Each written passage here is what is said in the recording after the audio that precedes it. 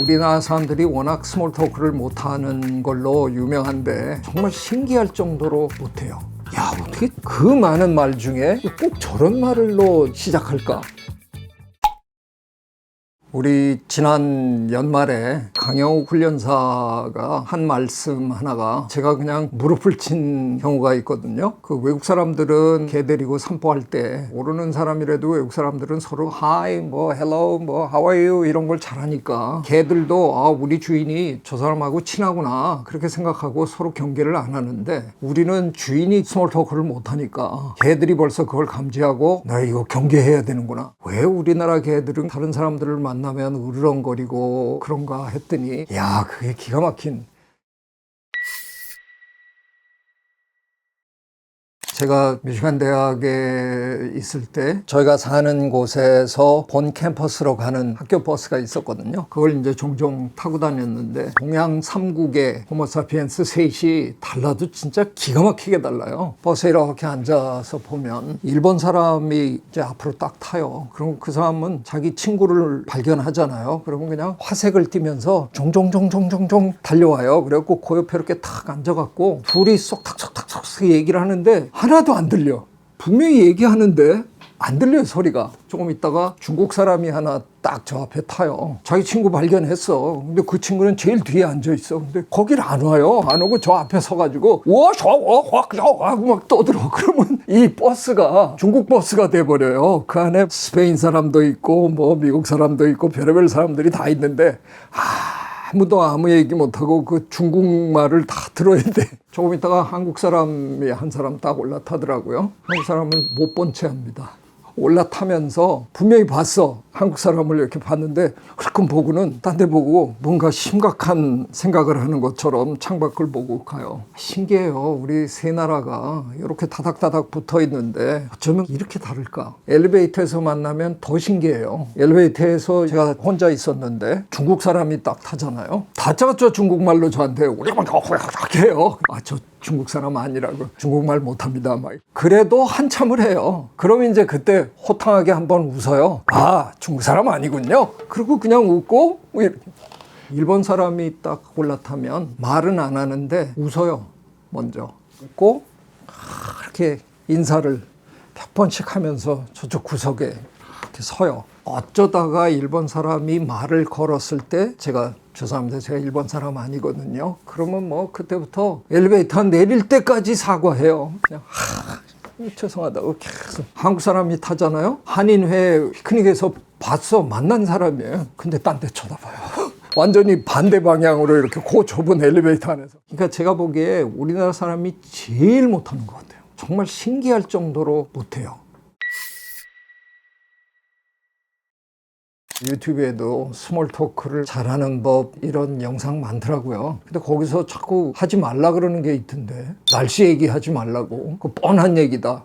좀 반대 얘기할래요. 날씨 얘기해야 돼요. 할 얘기가 없는데 어떻게 날씨 얘기라도 하고 하다못해 무슨 얘기라도 하는 게 안 하는 것보다 좋은 거죠. 더군다나 우리들 중에는 성격상 아무도 얘기 안 하면 미치는 사람이 있잖아요. 못 견뎌요. 그럴 때 날씨 얘기라도 해야죠. 그거 왜 못하게 하세요? 해야 됩니다. 하되 오늘 날씨 좋죠? 이거로 끝내지 마시고요. 조금 살을 좀 치세요. 그것만 연습하셔도 돼요. 오늘 저 생각보다 덥죠? 거기서 끝내지 마시고요.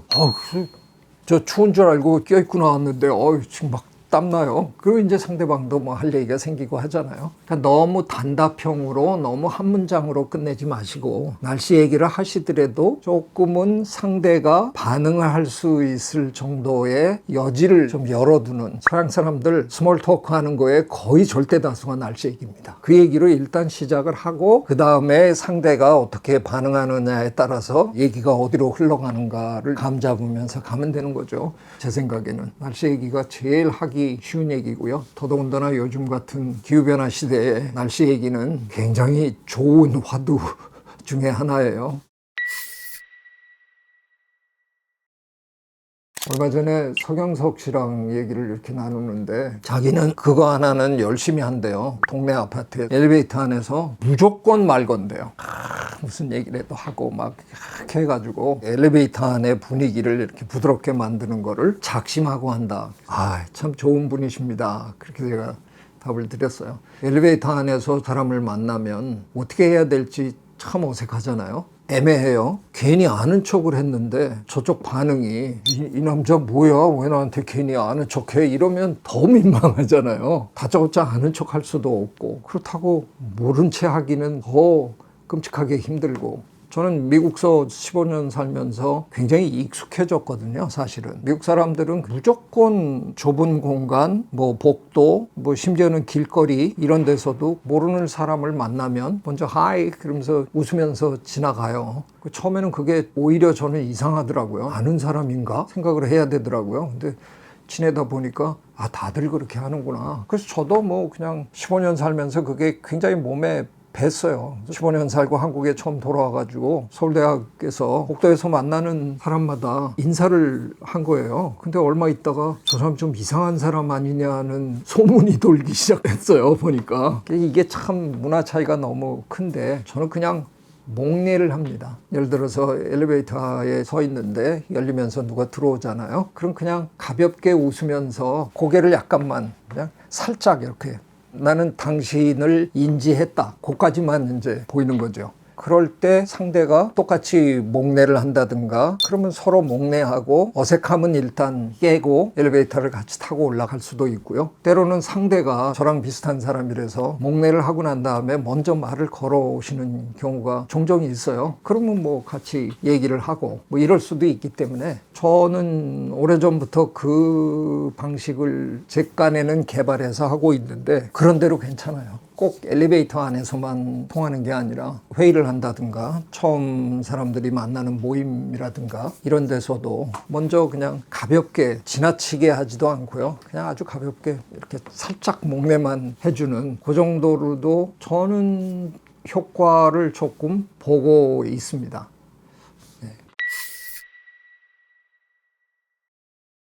저는 그 차이가 생각을 오랫동안 해봤는데 왜 그럴까? 오랜 문화적인 진화적인 차이가 있다고 생각해요. 우리는 오래전부터 굉장히 좁은 땅에서 아주 정착되어 있는 농경 문화에 익숙하잖아요. 그래서 우리는 주변에 솔직히 모르는 사람이 없잖아요. 다 아는 사람이에요. 하다못해 모르는 사람이 마을에 오면 우리 동네 까치가 먼저 알아보거든요. 까치가 아침에 무지하게 깍깍거리면 나가보면 삼촌이 오셨어요.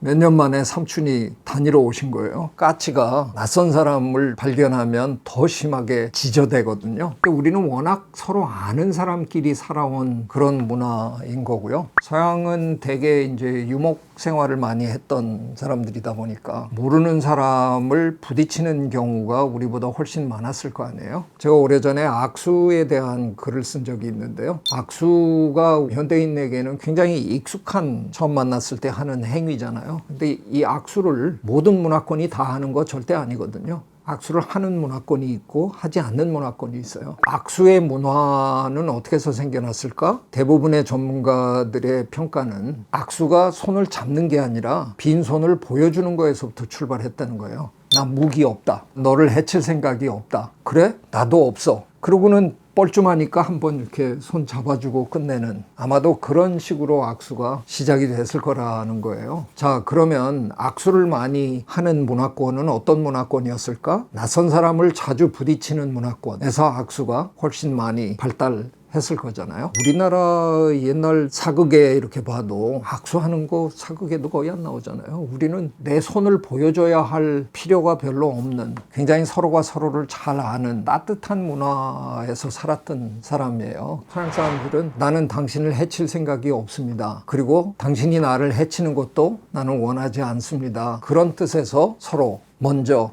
Hi, how are you? 경계를 푸는 그런 과정에서 생긴 게 아닐까 싶어요. 스몰 토크가 거의 악수의 개념과 비슷한 게 아닐까. 우리나라는 서양의 문물이 들어오면서 산업사회로 가다 보니까 전부 시골에서 도시로 다 이동을 했잖아요. 그러니까 갑자기 모르는 사람들하고 사는 세상이 돼버린 거예요. 이 기간이 너무 짧았잖아요, 우리는. 그래서 그거를 전환하면서 새로운 문화를 만들어내는 그 과정이 생략된 게 아닐까. 우리도 뭔가를 저는 만들어야 될 것 같은데, 서양 사람들은 심지어는 하이 하면서 뭐 이름을 아는 사람끼리는 복도에서 이렇게 만나면 하이 톰, 그리고 뭐 하이 메리 이름을 불러가면서 인사를 하는 건데, 우리는 사실은 이름 부르는 게 그렇게 또 익숙하지도 않잖아요. 안녕 철수 이럴 수도 없고, 그러다 보니까 우리는 안녕하세요라고 해야 되는데 안녕은 또 너무 경박스러운 거 같고 참 뭔가 어색해요. 서양 사람들이 이름을 모를 때는 심지어는 그냥 Hi there 이래요. 거기 안녕?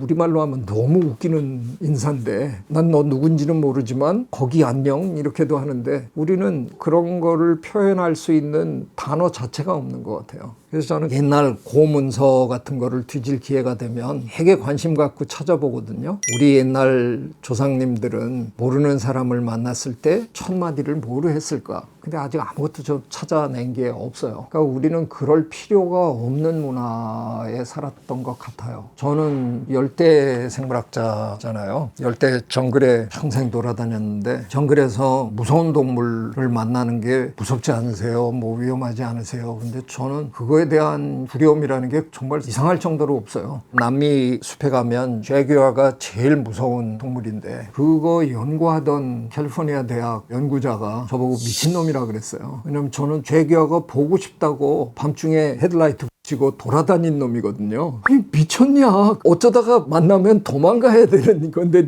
너는 보러 다니냐? 아니 제규어가 나한테 뭘 어떻게 하겠어? 뭐 이러고 제가 까불었는데 제규어 보고 싶어서 돌아다니다가 몇 번 흠칫 놀라가지고 식은땀이 난 경우가 몇 번 있었어요. 그때가 언제냐? 한밤중에 숲속에서 사람을 만났을 때 이게 제일 무서워요.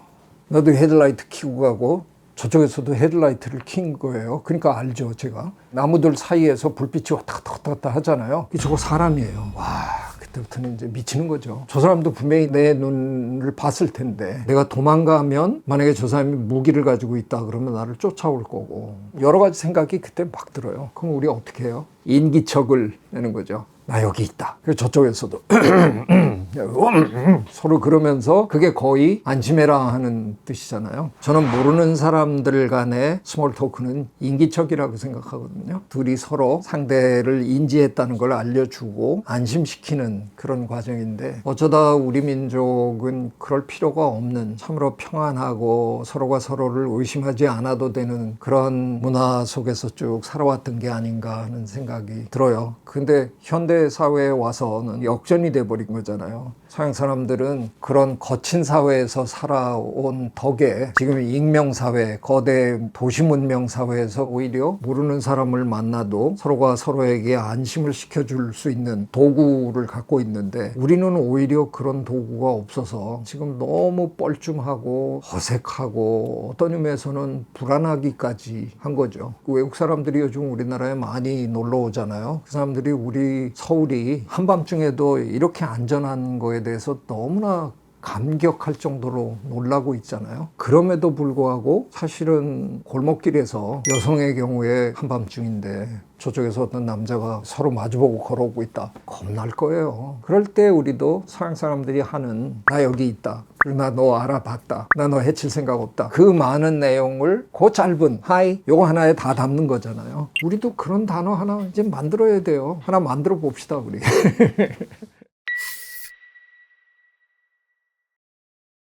제가 보기에 그런 분들의 가장 큰 어려움의 시작은 결국은 관찰을 잘 못한다는 걸 거예요. 수줍더라도 남은 이렇게 좀 살피는 사람이 있을 법도 한데 대개의 경우에 보면 수줍은 사람들은 그것도 못하시는 것 같아요. 그냥 이렇게 자기 혼자 가만히 있다가 보니까 얘기거리를 못 찾는 거죠.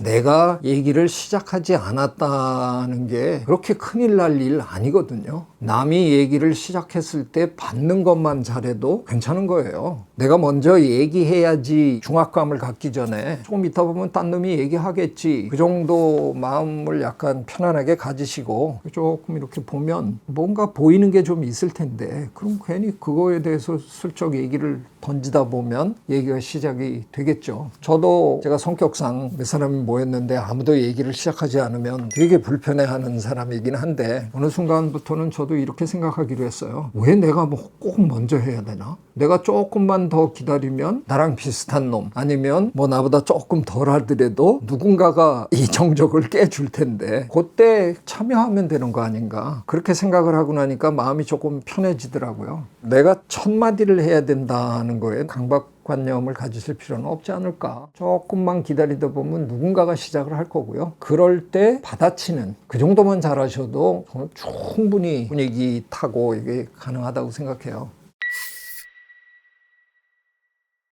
그런 특별한 재주 가진 분들이 주변에 있거든요. 그래서 어떨 때는 모일 때 그 사람의 눈치를 보게 돼요. 그 사람이 또 무슨 이상한 얘기를 해가지고 모두를 불편하게 만들까 그게 이렇게 궁금해질 정도로 그 많은 말 중에 꼭 저런 말로 시작할까 궁금해질 정도의 그런 분들이 계신데 그거 사회생활 하는데 정말 큰 마이너스거든요. 일단 그런 사람으로 찍히고 나면 주변에 사람들이 안 모입니다. 그분이 내뱉는 한마디 때문에 분위기 완전히 다 망하고 전부 기분 나쁘고 조직 생활에서 결코 순탄하지 않더라고요. 저는 한 템포 늦추는 연습을 하시면 좋겠다는 생각이 듭니다. 그분도 아마 모르긴 몰라도 어색함을 깨겠답시고 아이스 브레이킹을 하겠답시고 머릿속에서 뭔가 쥐어짜서 던진 건데 그게 그냥 번번이 폭망하는 그런 멘트가 되는 걸 거예요. 조금 천천히 가시면 그런 실수 덜 하실 거다 하는 조언을 드립니다.